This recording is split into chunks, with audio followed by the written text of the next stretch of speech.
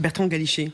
Oui, nous avons des raisons effectivement d'être confiants sur nos capacités, et quand je dis nos, c'est-à-dire les pays européens, à se défendre vis-à-vis d'une attaque en Russie. Mais effectivement, le problème qui me paraît le plus central, dans le cas d'une attaque, d'une agression par exemple de la Russie contre la Pologne ou contre un pays balte, serait l'acheminement de ces troupes avec les questions administratives que vous évoquiez, qui pour l'instant ne sont pas encore réglées et qui peuvent l'être si on le souhaite. Mais ça ne sera pas au moment où une attaque se déclenchera qu'il faudra y songer. C'est tout de suite pour qu'il y ait de la fluidité sur l'acheminement des troupes, parce que la question administrative, elle est intimement liée à la question de la temporalité, c'est-à-dire qu'il faut que ces troupes soient opérationnelles extrêmement vite. Alors les capacités, oui, nous les avons.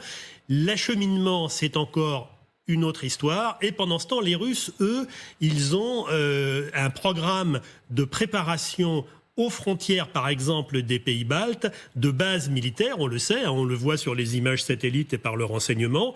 Et donc, il faut aussi que nous soyons prépositionnés ou capables de se positionner extrêmement vite. Et puis, en sachant que de l'autre côté, chez les Russes, il n'y a ni normes, ni problème d'acheminement, ni question administrative ou de standardisation des armements.